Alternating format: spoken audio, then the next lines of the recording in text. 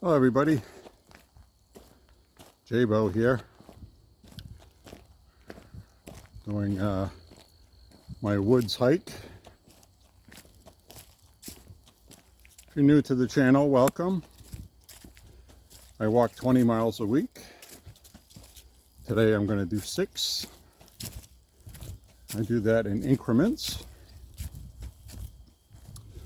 And I find it to be therapeutic because it is absolutely beautiful here in Maine, and coming up towards the end of mosquito season, so hopefully I won't get too eaten alive today.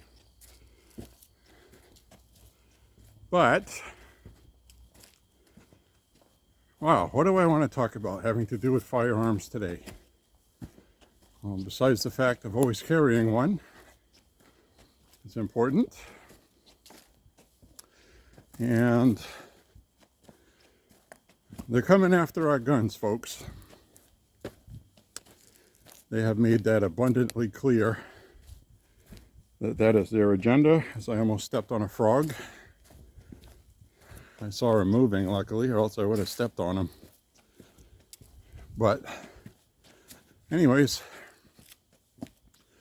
they're coming after our guns. And you'll have to endure me walking up a steep hill, which is going to be a lot of work. This one usually is. Gets my heart going pretty good.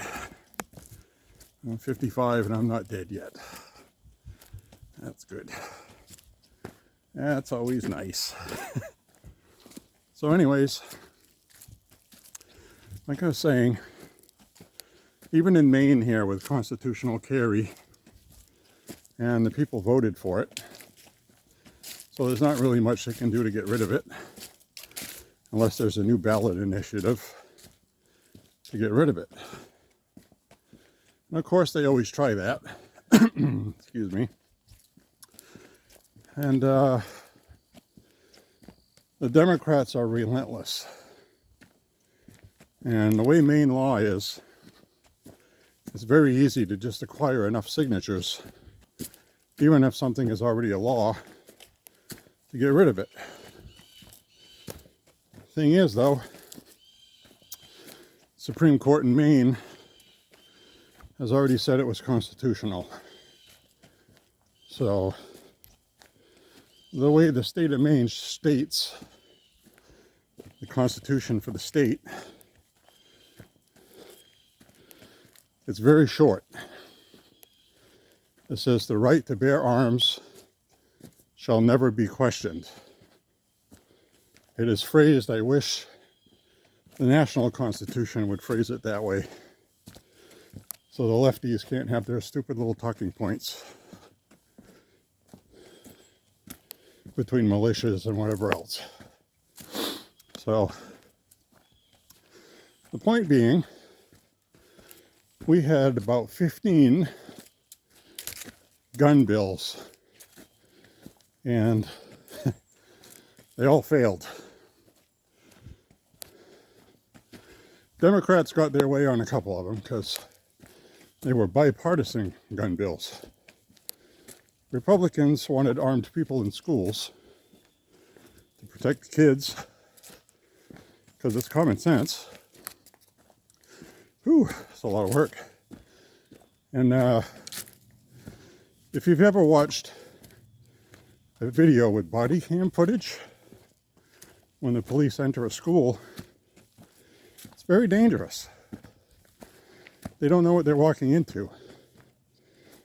So they come in and they do a classroom by classroom search. They don't know if it's one gunman, terrorist, could be anything. It could be 12 armed students mad at the principal. They don't know. So they come in and they systemically check each room as they go in. Well, that wastes precious time. God bless them for doing it. I'm not criticizing the police or how they do it. They have to do it that way. And that's the problem. It takes too damn long. So you get 15 minutes with a good response to show up, then another 5 to 10 minutes to go through classrooms. That's almost a half hour. In almost every case, the shooting is all over by then. So that's what happened. Excuse me. So anyways, that's what's going on with that. And Republicans here wanted armed people in the schools because that makes sense. Trained people, not just cowboys, you know. Maybe retired law enforcement. And that Christian school shooting in Texas would have ended right at the door. She shot her way in through the door. That would have been held off right there. She had a 9mm carbine, a Kel-Tec, I believe, which is a round invented in 1910. Something like that. And it's not a death round like the 223-556 according to Democrats. It's a handgun caliber. So basically they would have to ban all firearms, which is ultimately what they want to do. So anyway, Republicans lost on that one in Maine. So the kids are going to be left unprotected. And it's really unfortunate because politics now supersedes common sense. And, well, there you have it. And other measures, though. Right now in Maine, you go buy a firearm, you can leave with it in the same hour that you bought it. The FBI does a background check, and they clear you on being able to leave with it and complete the purchase. So, pretty straightforward. Well, the Democrats wanted to make it 72 hours to make sure it wasn't some angry spouse, mainly a white Republican middle-aged male, angry at his wife. Because that's who they envision does all the violence, even though we know that's ridiculous. So, a Republican white middle-aged male would already own a firearm. So that law is completely stupid. And living in Maine, most of the Democrats here own firearms. So it was a stupid law. And apparently, it angered enough Democrat voters that they contacted their representatives, which, by the way, in Maine has a majority Democrat. They have a Democrat governor, a Democrat legislature, and a Democrat-led Senate. All 15 of the measures, except for that school one, lost. That was a clear message that Mainers don't want their firearms messed with. Whether you're a Democrat or a Republican really didn't matter. You have independents, non-affiliates. They obviously made themselves heard. And the problem is, they're not going to quit. Despite having constitutional carry, and they can't get around that. And they will try other things. And right now they have the slimmest of margin vote lead. And they can't seem to, what do we got here? 10 minutes? Okay. They can't seem to do like they do in other blue states. Because Maine is not a blue state, despite what people think. It really isn't. I'll give you an example. When the pandemic started, the governor, by executive order, ordered all the gun stores closed. So Mainers were very upset about that in all parties. And that ended up getting revoked very quickly by the courts. So she had to leave them open. And I'll be with you in a moment. So I'm back again. The people were walking by. I don't like to film when people walk by because you don't know what they're going to say. And then I'll have to go back and edit the video. Nice effing day, huh? I don't want any of that. Anyways, so Supreme Court said you can't do that. And you're going to have to open the gun stores. And the Constitution does not supersede people's rights. The Democrats obviously don't believe that. If it's for the greater good, they're more than willing to be authoritarian sons of bees. And that's un-American. And people instinctively know that, I think. So it's going to be interesting to see what happens with Joe Biden's new, I'm going to call it what it is, the sub-ATF, dealing exclusively with firearms and not alcohol and tobacco. So basically it's just an ATF offshoot to do ATF work. And it's yet to be seen what they're going to do with that. But you already know what they're going to do with that, don't you? So yeah, I walk 20 miles a week in 5-mile chunks usually to stay healthy at 55 years old. And I enjoy range day immensely. Shooting outdoors is wonderful. And ooh, got a good sweat going. 70 degrees today, kind of an Indian summer. Tomorrow's going to be in the 80s. And then I'm sure we're going to get winter. And all these noises you hear in the background, most of it is acorns falling out of oak trees. There is acorns all over the place. So that's the other thing. If you know what that means, tell me in the comments, because this year is a bumper crop of acorns more than normal. Now, we have had a lot more rain than normal. Record amounts all summer.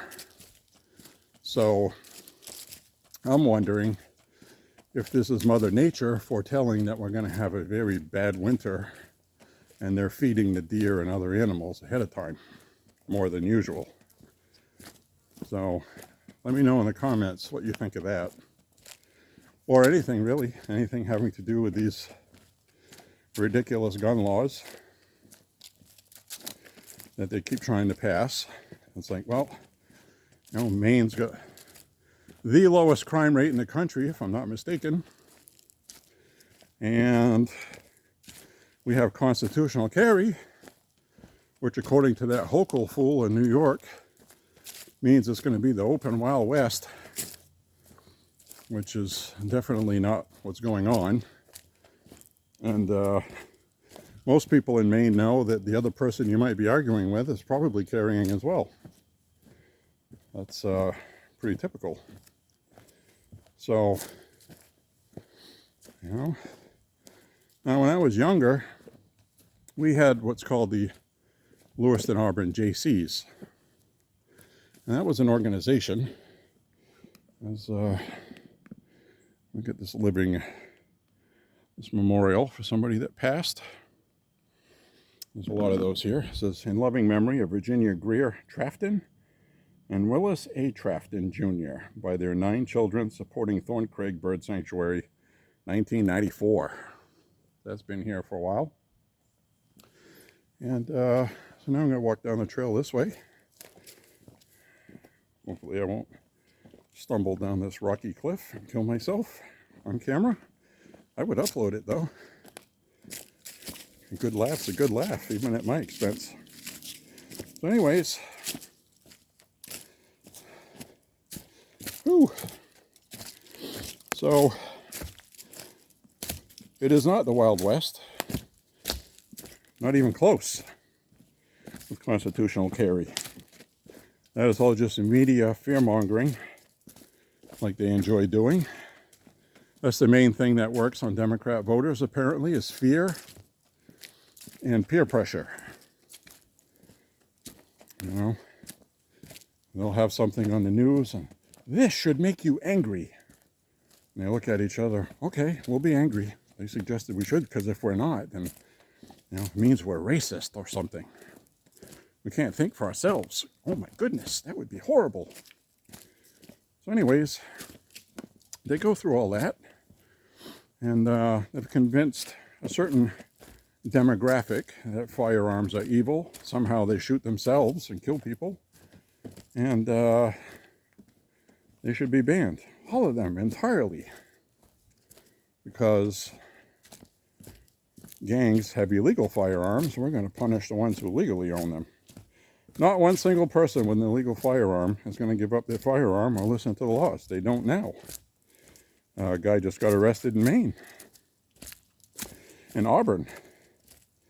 He was carrying a firearm in his belt with it exposed to the public.